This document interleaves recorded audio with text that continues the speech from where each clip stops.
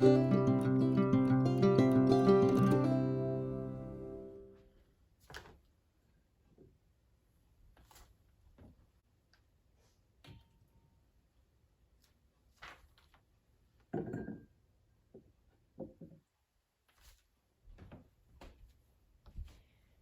47 in the book of Sirach.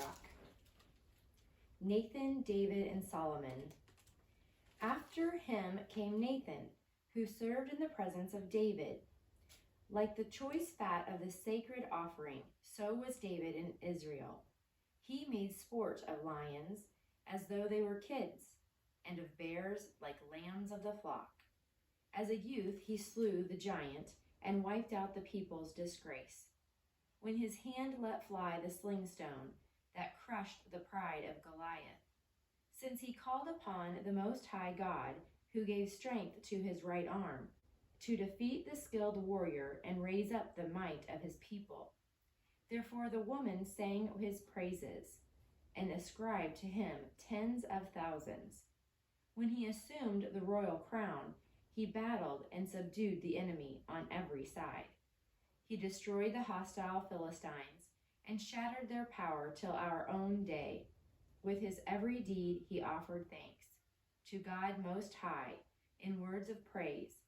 With his whole being he loved his Maker, and daily had his praises sung.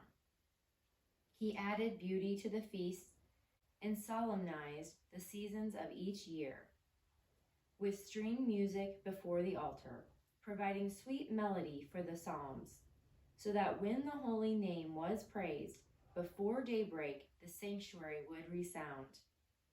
The Lord forgave him his sins and exalted his strength forever. He conferred on him the rights of royalty and established his throne in Israel. Because of his merits, he had as his successor a wise son who lived in security. Solomon reigned during an era of peace, for God made tranquil all his borders. He built a house to the name of God and established a lasting sanctuary. How wise you were when you were young, overflowing with instruction, like the Nile in flood. Your understanding covered the whole earth, and like a sea filled it with knowledge. Your fame reached distant coasts, and their peoples came to hear you. With song and story and riddle, and with your answers, you astounded the nations. You were called by that glorious name, which was conferred upon Israel. Gold you gathered like so much iron. You heaped up silver as though it were lead. But you abandoned yourself to women and gave them dominion over your body. You brought dishonor upon your reputation, shame upon your marriage, wrath upon your descendants, and groaning upon your domain. Thus 2 governments came into being, when an Ephraim kingship was usurped.